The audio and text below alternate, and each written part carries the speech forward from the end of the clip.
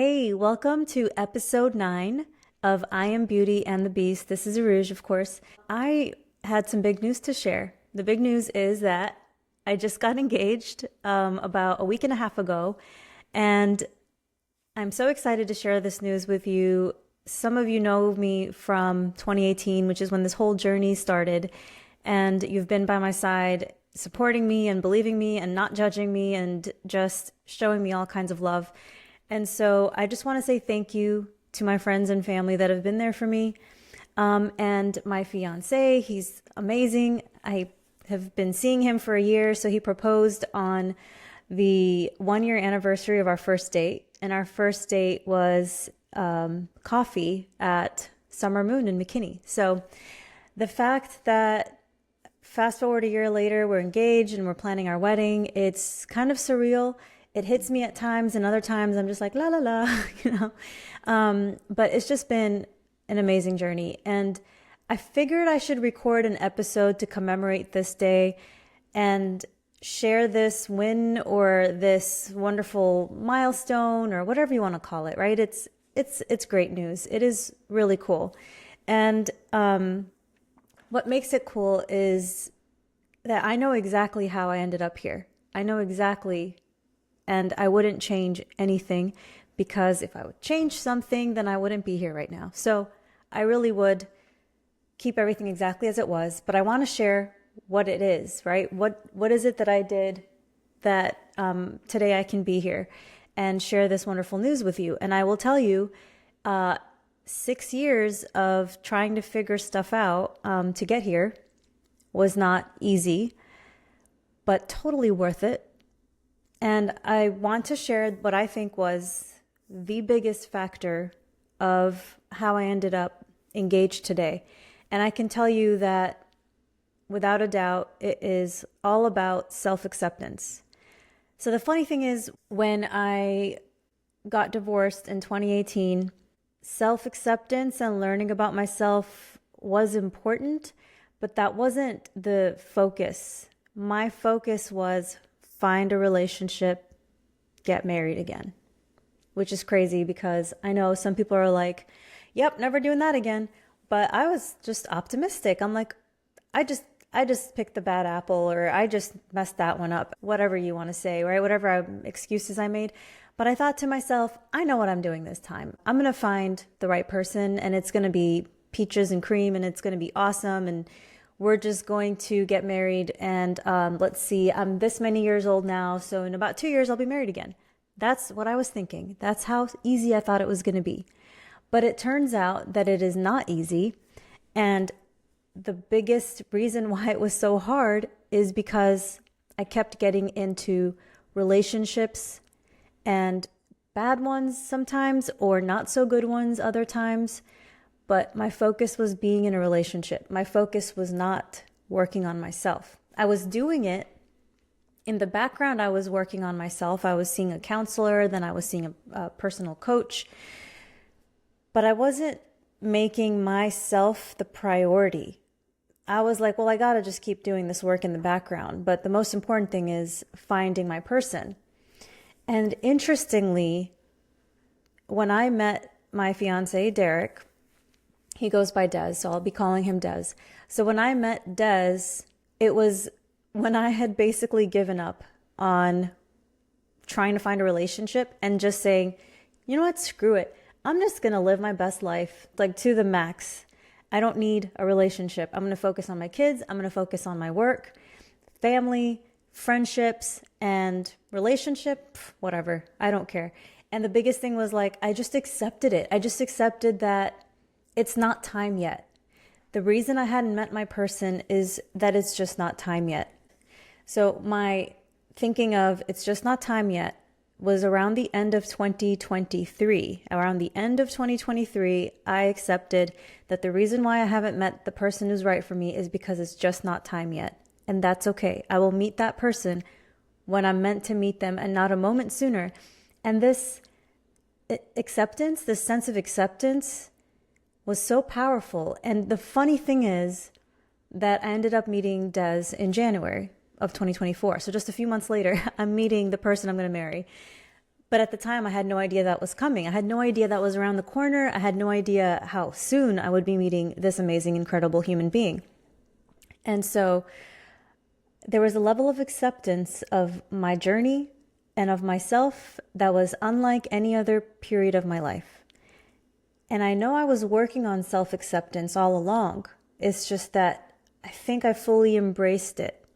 And I remember that moment. It was a little bit before my birthday. So I do want to talk about the way I got here. And one of the things I did was when I worked with a personal coach a couple of years ago, she asked me to create a 5 sensory based description of my ideal life and my goal. So a few years back, my goal was to find a person who loves me as much as I love them, who treats me the way I've always treated others. And he is just this wonderful person. And I described this relationship using all 5 senses. So what I see, what I hear, what I smell, what I taste, what I feel, all of that, I described it in this healthy relationship, in this vision of my future where I'm truly happy. And it wasn't just the relationship, it was also me. How do I envision myself in my future if I could have everything I can imagine as perfect as possible? What would it look like? So she said that you can manifest this. And I'm like, well, there's no harm in trying. So I did this activity where I sat down and I wrote exactly what my life looks like using all 5 senses, 1 sense at a time. And I described my life and my ideal partner.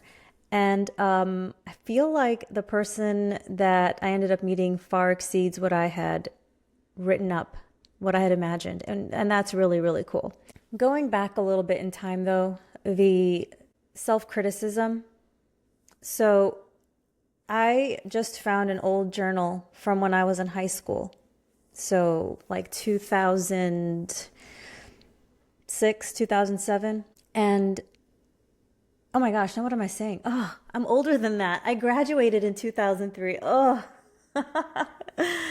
So it was a journal entry from when I think I was a sophomore or junior in high school. I'm not going to go into the years because time's just passing way too fast, okay? I'm not going to talk about what year I was in high school.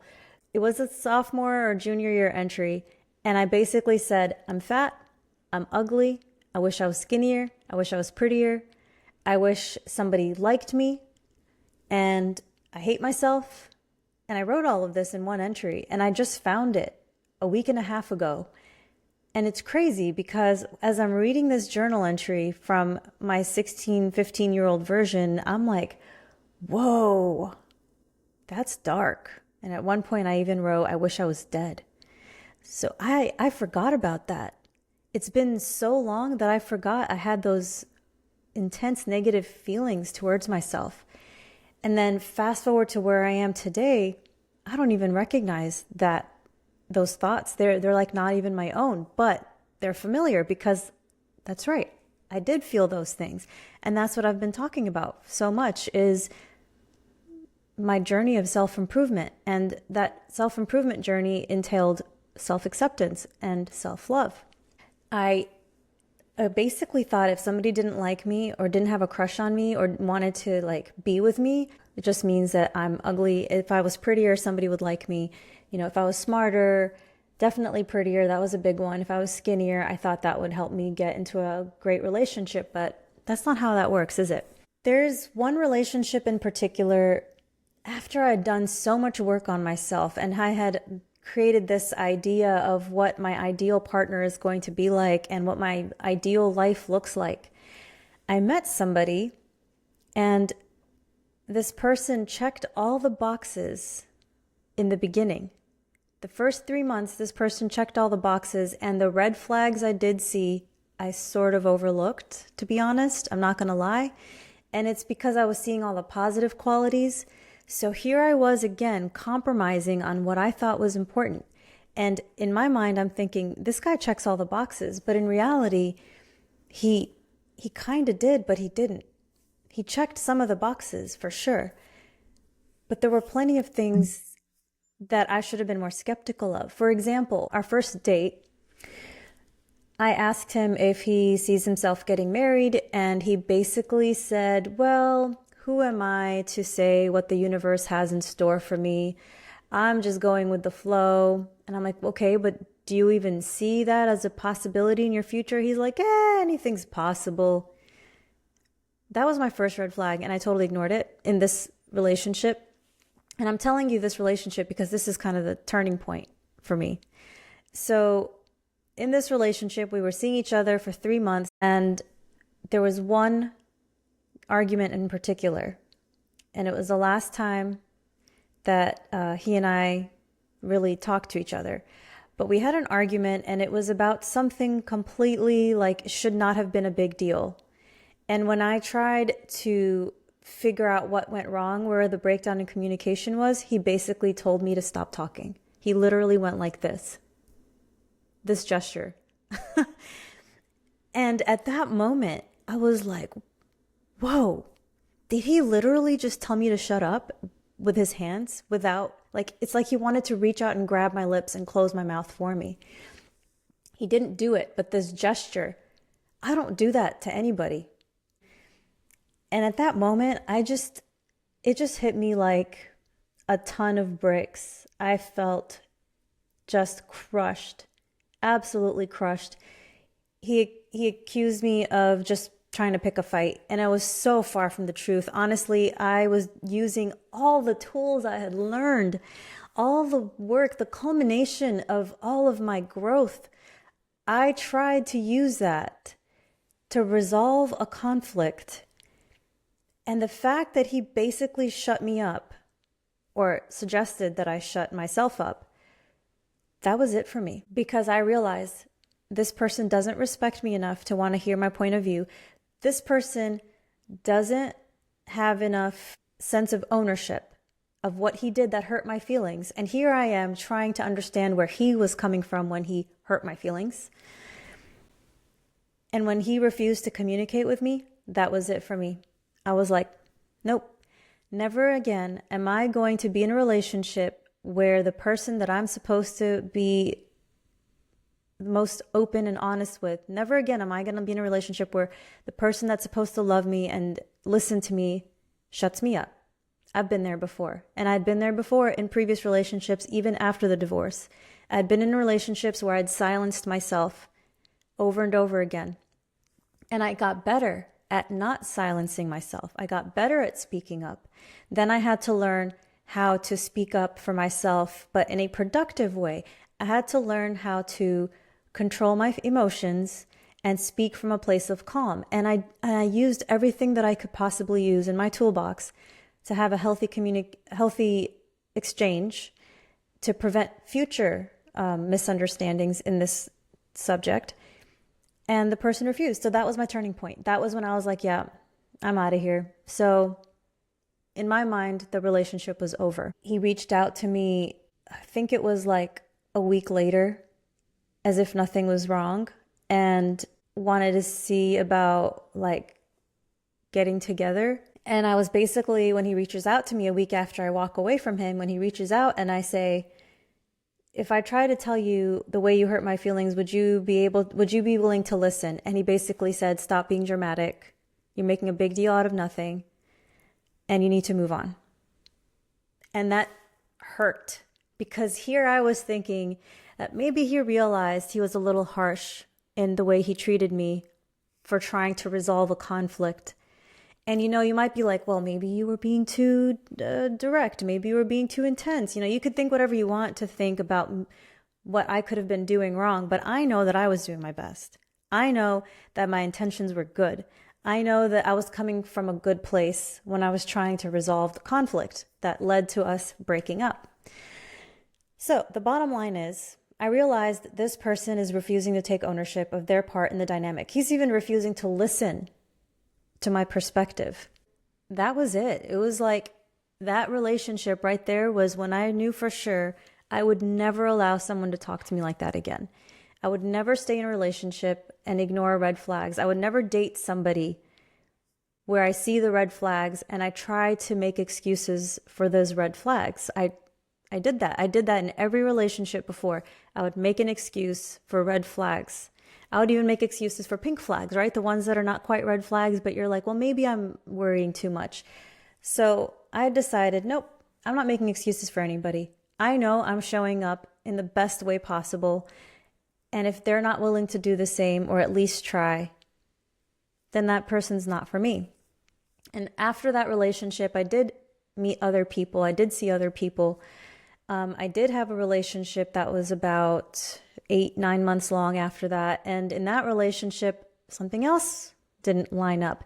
And I sort of ignored red flags, but because they weren't directed at me personally, I didn't think of them as red flags exactly. They were kind of like pink flags, like proceed with caution. But he treated me well for the most part. And what kind of caused the end of that, the downfall of that relationship, was a difference in values. It came down to a difference in values, and it really did take 9 months to figure out that our values were truly different. And the reason for that is because the reason that became a problem was because I was thinking about things in a more serious way. Like, could I see myself getting married to somebody that's like this? And the answer was no. And there wasn't anything truly wrong. It was more just like, this person isn't right for me. Here's the thing. It's like old me would have been willing to ignore a lot of things. So because of the positives. So this newer version of myself, before I met Derek, this last relationship, more serious relationship that I had, I knew they weren't the right person for me, and I was willing to make the hard decision to walk away. And it wasn't because they did anything hurtful towards me directly.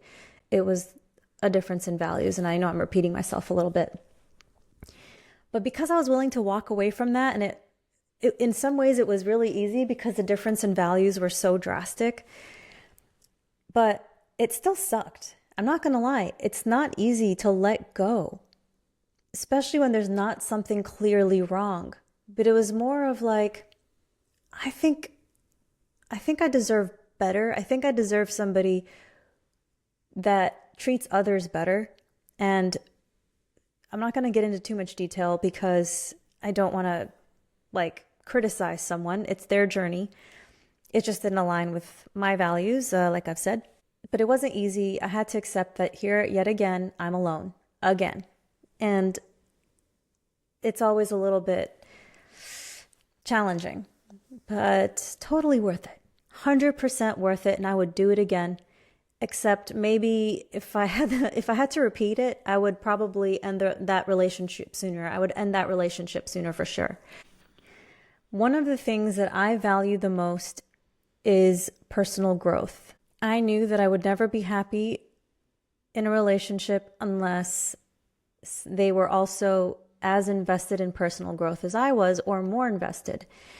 And so that was what was different about Derek. On our first date or coffee meetup, we ended up talking for over 3 hours. And 3 hours sitting on a hard coffee shop chair, and time flew by. We had so many values in common, completely different backgrounds. He grew up in Scotland and I grew up in Chicago and Texas, and you wouldn't think that these two completely different people from completely different worlds could come together and find something to talk about for 3.5 hours. And yet we did.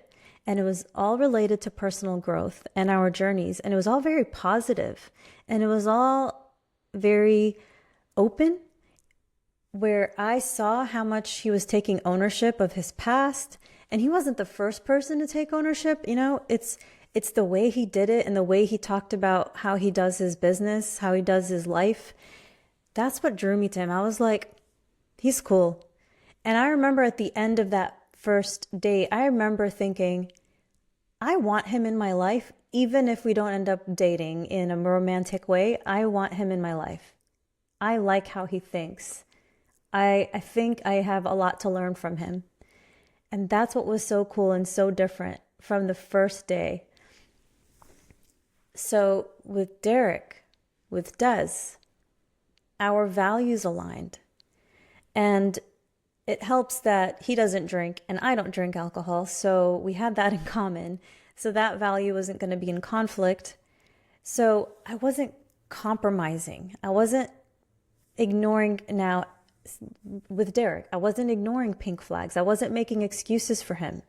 He was completely open about himself. So over the next year of dating, which is the past year now, we spent so much time just talking. We could talk for hours and hours. Like, we could sit on the couch and talk from like 8 p.m. to 2 a.m. It's like, oh my gosh, time to go home, right? So we had this amazing connection, and the values being aligned were what mattered so much. There were a lot of reasons why I wanted to get to know Derek and chose to spend my time with him. So anyway, the reason I was finally able to meet somebody like Derek is because of all the work I did leading up to meeting him. I know for a fact that if he and I met up that day and I hadn't worked on myself, even if I thought he was cool and wanted to hang out with him, there's a pretty good chance that he would not have reciprocated that, because he would have seen I don't have my life figured out. I don't have myself figured out. I haven't worked on myself, and he would not have been attracted to that. So he was attracted to my growth as well and my growth mindset. This whole time, I was looking, before meeting Des, and this whole time ever since I started having crushes, I was looking for others to accept me so that I could accept myself. I was looking for validation from outside sources in order to love myself. And that is the opposite of what I needed to do. The moment I decided that I love myself, like truly I'm going to put myself first, I'm going to treat myself well, that is when I met Derek. And we have the healthiest relationship that I could have ever imagined. And it's not perfect.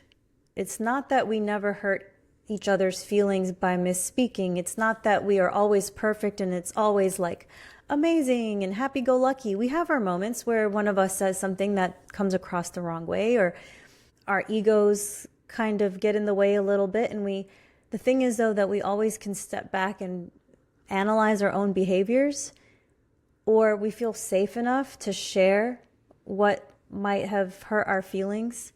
And so because of this work that each of us has done on ourselves, we are able to have a much, much healthier relationship together as a couple. And we're way more likely to succeed. If I had one way to recap this whole episode, it would be with one simple thing. It would be loving myself first is more important than loving someone else or expecting that love from someone else. I have to love myself first. And I mean truly.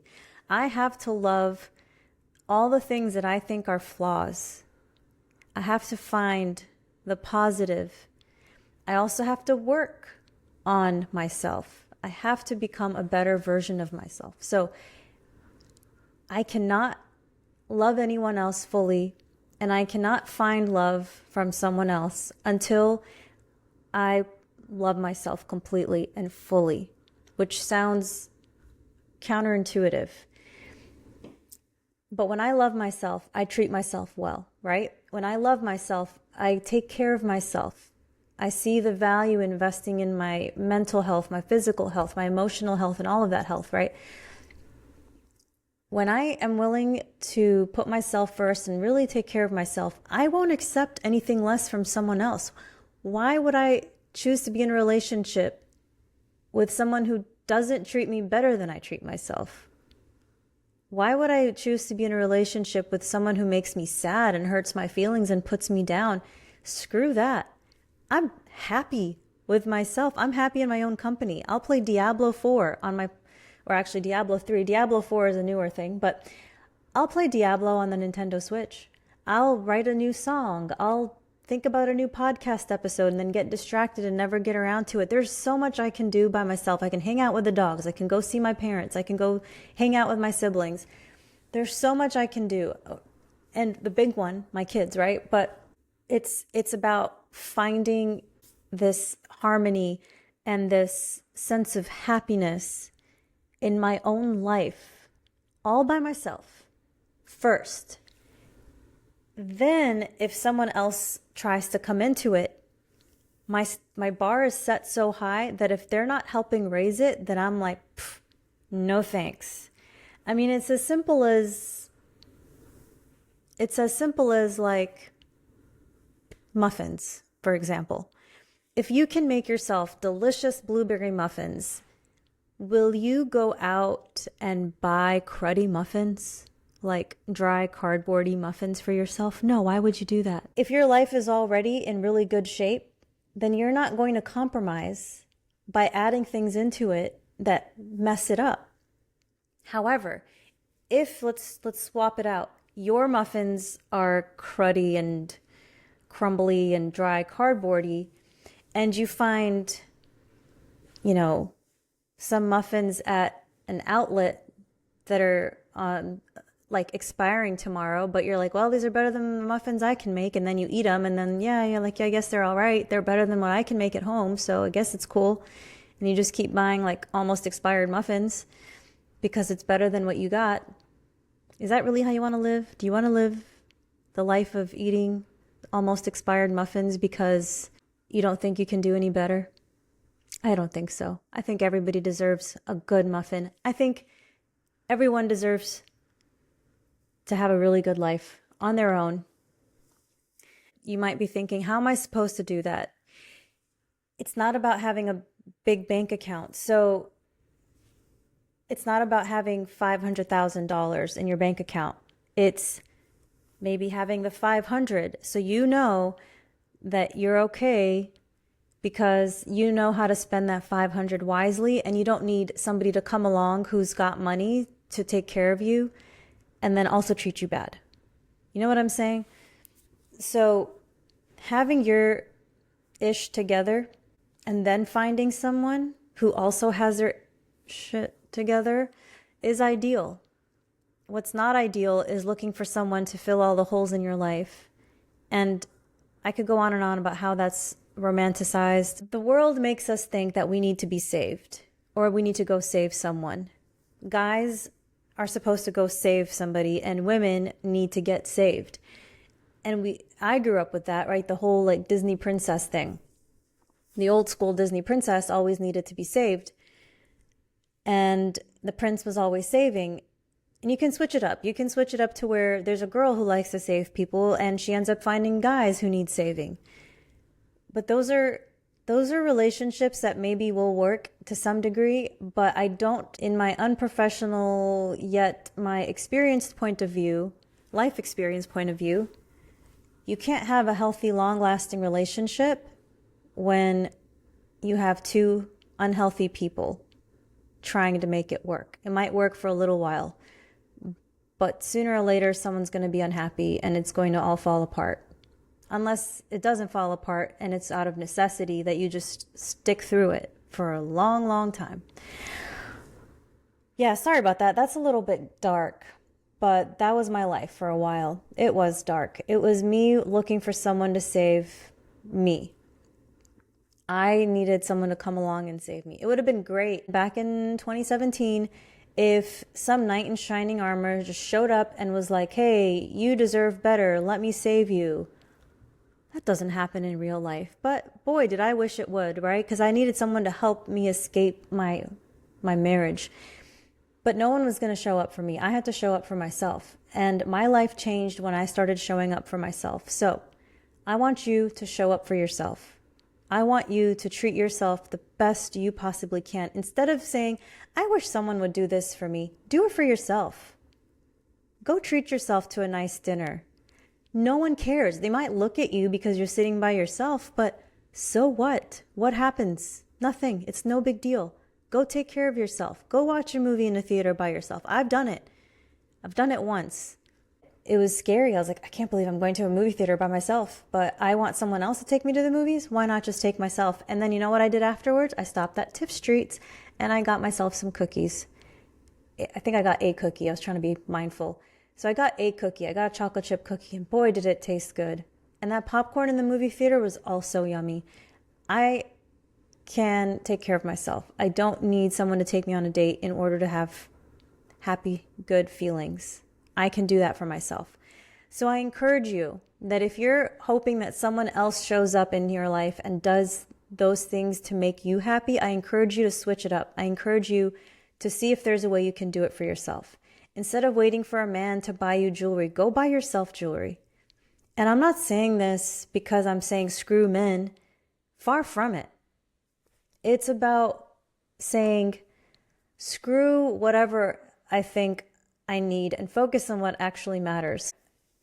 If you want, so like one of the things I did was I made a chart. I made a T-chart of when I was getting ready to get a divorce. I always used to think of things in a very logical sort of way instead of listening to my gut feelings and into my intuition. But I made a T-chart, and it was things that my husband does for me and things I can do myself and things I can pay someone else to do. And the funny thing is, there was pretty much nothing on the list that my husband did that I couldn't do myself or pay someone else to do. So the pros and cons of staying in that relationship became a little more clear, a little clearer. Like, I don't have to put up with all this negativity just so I can have these perks. I can have these perks without the negativity. So when I learned how to separate it and see that I can take care of myself, again, my life got better. All right, well, I can't wait to see you back for episode 10. I hope you got something out of this episode. I hope that you find your happiness and that it's from yourself. It's create your own happiness. How's that? Create your own happiness. And then all of that good energy is going to just come into your life. You're going to attract it. When you are a happy person, when you're taking care of yourself, the universe starts to take care of you. If you neglect yourself and hate yourself and criticize yourself, the universe just confirms all of that. The universe really is on your side, whether it's for good or bad. If you want the bad, the universe will give you the bad. If you try for the good, the universe will give you the good. The universe is like, what do you want? Got it. Here it is. And it's not always instant, but it's been the case for me. The more I believed in myself, the more I loved myself, the more people I found around me that believed in me and loved me and supported me.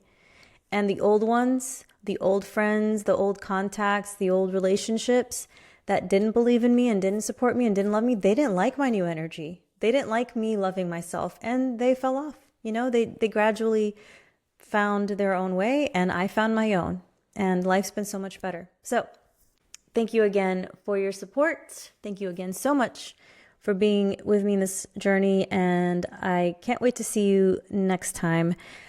I think I said I was going to talk about not taking anything personally, which is the second agreement. So I might have to do that next time. Don't take anything personally. Episode 10. See you next time.